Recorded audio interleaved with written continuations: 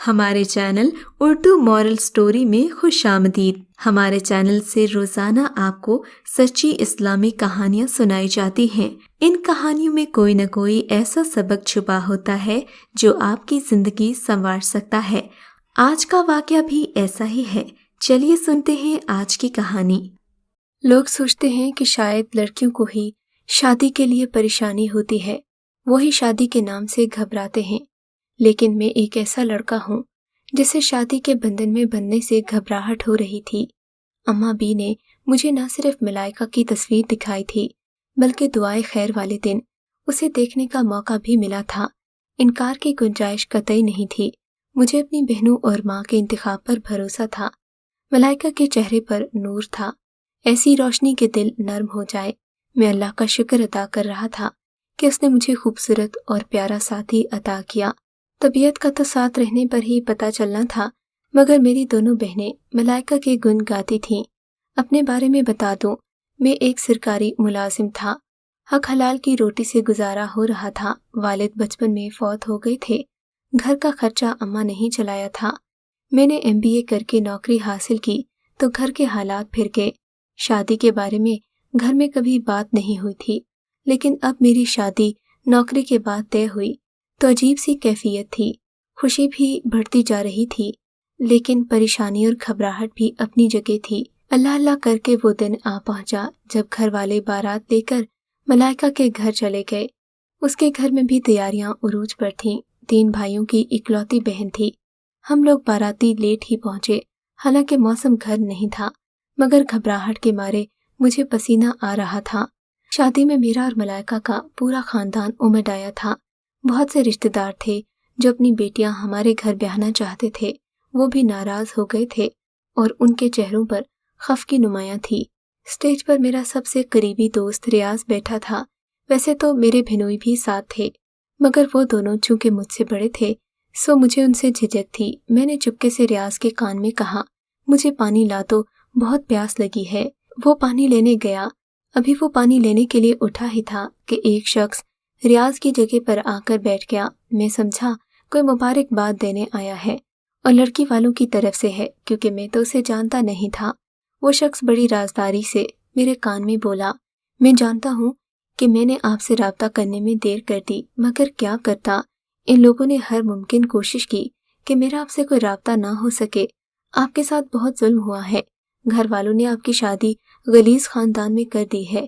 جس لڑکی کے ساتھ آپ کا نکاح ہونے والا ہے وہ بدنام زمانہ ہے۔ پورے خاندان میں رشتہ طے نہ ہوا تو یہ بوجھ سر سے اتارنے کے لیے باہر کے سیدھے لوگوں کو پھنسا لیا۔ بھائی، میرا فرض تھا آپ کو مخلص ہونے کے ناطے آگاہ کر دوں۔ آپ آنکھوں دیکھی مکھی نکل رہے ہیں، ایک ایسی لڑکی سے شادی کر رہے ہیں جو نہ جانے کتنے عاشق بنا چکی ہے۔ وہ شخص اور کتنی دیر کیا کیا کہتا رہا، میرے تو ہوش ہی اڑ گئے۔ تھوڑی دیر کے بعد ریاض آ گیا۔ وہ آدمی فوراً غائب ہو گیا۔ سب نکاح کی تیاریوں میں مصروف تھے۔ کسی نے اس 2 منٹ کی کارروائی کو نوٹ نہیں کیا، مگر ان 2 منٹوں نے مجھے ہلا کر رکھ دیا۔ ایک دم میری خوشی کے جذبات پر برف جم گئی۔ دل میں ہلچل سی ہو رہی تھی۔ ذہن نے جیسے کام کرنا بند کر دیا تھا۔ مجھے بہت غصہ آ رہا تھا کہ ملائکہ کے گھر والوں نے مجھ سے دھوکہ کیا، لیکن میں اس وقت کیا کر سکتا تھا؟ اگر نکاح سے انکار کرتا تو میرے گھر والوں کی بھی رسوائی ہوتی۔ سو میں نے دل پر پتھر رکھ کر اس نکاح کو قبول کر لیا، لیکن میں دل میں سخت پریشان تھا۔ دماغ میں ایک طوفان سا برپا تھا۔ میں تو کمرے میں بھی جانا نہیں چاہتا تھا، مگر رشتہ داروں کے سامنے تماشا بننے سے بچنے کے لیے میں بے دلی سے کمرے کی جانب چلا آیا۔ میں سوچ رہا تھا کہ زندگی نے میرے ساتھ کتنا بڑا مذاق کیا۔ میں نے غصے سے بھرپور نظر ملائکہ پر ڈالی جو نظریں جھکائے بیٹھی تھی۔ ہاں تو بی بی، ذرا کھل کر بتائیے، شادی سے پہلے آپ کے کل کتنے عاشق تھے جن کے قصوں نے آپ کو اتنا مشہور کر دیا کہ آپ کے خاندان میں آپ کو کوئی بہو بنانے پر تیار نہیں ہوا؟ میری بات پر وہ حیرت سے میری طرف دیکھنے لگی۔ اسے شاید یقین نہیں تھا کہ میں ایسی بات کروں گا۔ تبھی میں نے بے رخی سے کہا، جاؤ جا کر کپڑے بدلو اور سو جاؤ۔ میرے سامنے شریف زادیوں والے ڈرامے کرنے کی ضرورت نہیں۔ تم میرے سامنے کھل چکی ہو۔ تمہارے گھر والوں کی اصلیت بھی پتہ لگ گئی ہے۔ اب تم لوگوں کو پتہ لگے گا کہ دوسروں کو بیوقوف سمجھنے والے خود کتنے بڑے بیوقوف ہوتے ہیں۔ یہ کہہ کر میں واش روم میں گھس گیا، کپڑے بدل کر بیڈ پر لیٹ گیا۔ پتہ نہیں ملائکہ کب اٹھی اور کب اس نے لباس تبدیل کیا، ساری رات کہاں رہی۔ میری جب صبح آنکھ کھلی تو صوفے پر بیٹھی گہری سوچ میں گم تھی۔ اس کی آنکھیں سوجی ہوئی تھیں اور چہرے پر ویرانی تھی۔ مجھے ایک دم اس پر ترس آ گیا۔ نکاح کا بندھن ہوتا ہی ایسا ہے کہ دلوں میں خود بخود محبت جاگ جاتی ہے۔ پل بھر کو پچھتاوا ہوا کہ شاید میں نے غلط کر دیا، مگر پھر شیطانی خیالات نے مجھ پر یلغار کر دی۔ اپنی اور اپنے گھر والوں کے ساتھ ہونے والے دھوکے نے میری آنکھوں پر پٹی باندھ دی۔ جب یہ بات باجی کو پتہ چلی کہ میری دلہن کے ساتھ میرا یہ رویہ رہا ہے تو وہ مجھ سے پوچھنے لگی، یہ سب کیا ہے شکیل؟ کیا ہم نے تم سے تمہاری رضامندی نہیں لی تھی؟ سب کچھ تم سے پوچھ کر کیا تھا تو اس رویے کا مطلب کیا ہے؟ باجی کا جارحانہ انداز دیکھ کر ضروری ہو گیا تھا کہ انہیں حقیقت بتا دی جائے۔ میں نے ساری بات باجی کو بتا دی۔ انہوں نے اپنا سر پکڑ لیا۔ تمہیں ایک انجان شخص کی باتوں پر اتنا بھروسہ ہو گیا کہ تم نے ایک لمحے کو بھی نہیں سوچا کہ قرآن پاک میں لکھا ہے کہ پاک مردوں کے لیے پاک عورتیں اور ناپاک مردوں کے لیے ناپاک عورتیں ہوتی ہیں۔ کیا ہم اپنے اکلوتے بھائی کی شادی بغیر چھان بین کے کسی راہ چلتی لڑکی سے کر دیں؟ کیا تمہیں اتنا بھی خیال نہیں آیا کہ میں اپنے گھر والوں پر بھروسہ نہ کروں؟ پہلے تحقیق تو کر لیتے کہ وہ کون خبیث تھا جس نے تمہارے دل میں یہ وسوسے ڈالے۔ کیا ثبوت ہے تمہارے پاس جو ایک نیک لڑکی پر ایسا گندا الزام لگا رہے ہو؟ باجی کی سخت باتوں نے ذہن پر جمی گرد صاف تو کی مگر پوری طرح ہٹ نہ سکی۔ میں اپنی بات پر جمع رہا۔ باجی، جہاں آگ ہوتی ہے وہیں دھواں ہوتا ہے۔ کچھ تو ہوگا جو عین شادی والے دن یہ سب ہوا، اور یہ سب میرے علم میں خود نہیں آیا باجی، مجھے اس شخص نے آ کر بتایا۔ لیکن پھر بھی گھر والوں کی عزت کی خاطر میں نے نکاح کر لیا۔ اگر میں اس وقت نکاح نہ کرتا تو کیا کر لیتے آپ لوگ؟ باجی اس وقت چپ چاپ کمرے سے نکل گئی۔ میرے پاس کوئی ثبوت نہیں تھا مگر دل میں ایک پھانس سی تھی۔ باجی نے ملائکہ سے بھی بات کی، اسے تسلی دی کہ تمہیں پریشان ہونے کی ضرورت نہیں، ہم اس معاملے کو سلجھا دیں گے۔ اگلے دن ولیمہ تھا۔ ولیمے کے بعد ایک رسم میں جب ملائکہ اپنے گھر گئی تو میں نے جانے سے صاف منع کر دیا۔ پتہ نہیں امی اور باجی نے کس طرح بات سنبھالی۔ ملائکہ کے گھر والے بھانپ گئے تھے کہ کوئی مسئلہ ہے، مگر ملائکہ نے باجی کی کہی بات پر عمل کرتے ہوئے اپنے گھر والوں سے کچھ نہیں کہا۔ گھر واپس آنے کے بعد دعوتوں کا سلسلہ شروع ہوا، مگر میں نے کسی بھی دعوت میں جانے سے صاف منع کر دیا۔ اپنے خاندان والوں کو تو امی نے سنبھالا، مگر ملائکہ کے خاندان کو جب علم ہوا تو وہ لوگ پریشان ہو گئے۔ بیٹی کا اترا چہرہ ان پر دبے راز کھول رہا تھا۔ آخر امی اور باجیوں نے انہیں ساری بات بتا دی۔ ملائکہ کی امی دم بخود تھیں کہ ایسا کون کر سکتا ہے۔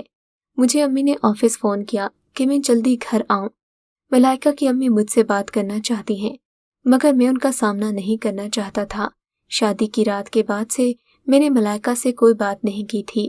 رات کو جب میں کمرے میں پہنچا تو وہ جائے نماز پر بیٹھی رو رہی تھی۔ میرے دل میں آیا کہ سب کچھ بھول جاؤں، نئی زندگی کا آغاز کروں، لیکن نہ جانے کیوں ہر بار شک میری محبت پر غالب آ جاتا۔ میں نے صاف صاف اپنے گھر والوں سے کہہ دیا تھا کہ ملائکہ گھر سے قدم باہر نہیں نکالے گی، اس کے گھر والے یہاں آ کر مل سکتے ہیں۔ میں نہیں چاہتا کہ وہ اپنے پرانے قصے دوبارہ شروع کرے۔ اس دوران ملائکہ کے بھائیوں اور والد نے مجھ سے رابطہ کرنے کی کوشش کی، پر میرا دل ان سے ملنے کو تیار نہیں تھا۔ ظاہر ہے وہ اپنی بیٹی کی حمایت کرتے، میرا دل صاف کرنے کی کوشش کرتے۔ آخر ایک دن امی نے میرا راستہ روک لیا۔ بیٹا، تمہاری شادی کو 1 مہینہ ہو گیا ہے، پر لگتا ہے کہ سال گزر گیا ہے۔ سوچو تو آگے کی زندگی کیسے گزرے گی۔ تم ایک بار بیٹھو، بات کرو، دل تب بھی نہ مانے تو خود کو اور ملائکہ کو اس اذیت ناک رشتے سے آزاد کر دو۔ میں خود بھی نفرت اور غصے کا بوجھ اٹھاتے اٹھاتے تھک گیا تھا۔ آخر کار جمعے کا دن طے پایا۔ جمعے کی نماز کے دوران جب میں نے سجدے میں سر جھکایا تو بے اختیار دل رو پڑا، جی بھر کے رویا اور پھر بے حد پرسکون ہو گیا۔ سب معاملات اللہ کے سپرد کر کے میں نے کھل کر حالات کا سامنا کرنے کا سوچا اور گھر پہنچ گیا۔ دوپہر کو سب لوگ گھر پر جمع تھے۔ میرے دونوں بھینوئی بھی تھے۔ ریاض جو میرا جگری دوست اور ساری صورتحال سے کسی حد تک واقف تھا، وہ بھی آ گیا۔ ملائکہ کے ابو بہت سلجھے ہوئے تھے۔ انہوں نے بات کا آغاز کیا۔ بیٹا، ہمیں ایک بار بتاؤ کہ ہوا کیا؟ وہ شخص کون تھا جس نے یہ سب باتیں کہیں؟ ظاہر سی بات تھی میں اس شخص کو جانتا نہیں تھا، لیکن اب یاد آیا کہ وہ شخص اس زاویے سے بیٹھا تھا کہ میں اسے واضح دیکھ نہیں سکا۔ اس کی آواز اور لہجہ تھا جو ذہن پر نقش ہو گیا۔ میں نے ان سب کے سامنے ساری بات بتا دی۔ اس شخص کا پتہ لگانے کے لیے شادی کی مووی چلائی گئی، مگر دوران شادی بہت سے انجان لوگ میرے پاس آ کر بیٹھے۔ کئی لوگوں نے باتیں بھی کی، اس وجہ سے سب لا حاصل رہا۔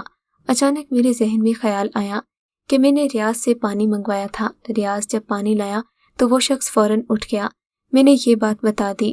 یہ موقع ہمیں شادی کی مووی کی ماسٹر کاپی میں دیکھنے کو مل سکتا تھا، کیونکہ مووی کی مکسنگ میں تو ایڈیٹنگ وغیرہ کر کے غیر ضروری چیزیں نکال دی جاتی ہیں۔ ماسٹر کاپی میں دیکھا گیا وہ شخص نظر آ گیا جو ریاض کے پانی لانے پر فوراً اٹھ گیا تھا۔ تبھی میں نے غور سے دیکھا وہ سفید بارش خاصا معزز شخص تھا، بار بار اپنی داڑھی پر ہاتھ پھیر رہا تھا۔ ملائکہ کے بھائی غصے سے پاگل ہو گئے کیونکہ وہ ملائکہ کے سب سے چھوٹے بھائی کی بیوی کا رشتہ دار تھا۔ ان سب کا علم ہونے کے بعد وہ لوگ بغیر رکے چلے گئے۔ ایک ہفتے تک کوئی رابطہ نہیں ہوا۔ پھر اچانک جمعے والے دن ان لوگوں نے پھر ملنے کے لیے وقت مانگا۔ دوپہر کو پھر سے سب عزیز جمع تھے۔ ملائکہ کے ابو نے بولنا شروع کیا، بیٹا، ملائکہ ہماری اکلوتی اولاد ہے۔ ہم سب گھر والے اس کی ایک مسکراہٹ کے لیے کسی بھی حد تک جا سکتے ہیں، مگر تقدیر کا کسی پر اختیار نہیں۔ یہ سب کچھ کیوں ہوا اللہ ہی بہتر جانتا ہے، مگر یہ سب کس مقصد کے لیے کیا یہ ہم نے پتہ لگا لیا ہے۔ وہ شخص جو تمہارے پاس آ کر بیٹھا ہے وہ میری سب سے چھوٹی بہو کا رشتہ دار ہے۔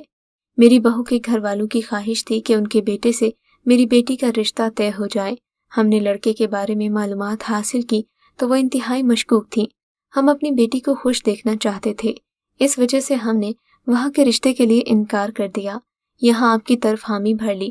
اس بات کی جلن ان لوگوں نے شادی والے دن یہ حرکت کر کے نکالی تاکہ عین نکاح کے وقت تم انکار کر دو اور ہم بیٹی کی عزت کی خاطر یہ رشتہ کرنے پر مجبور ہو جائیں۔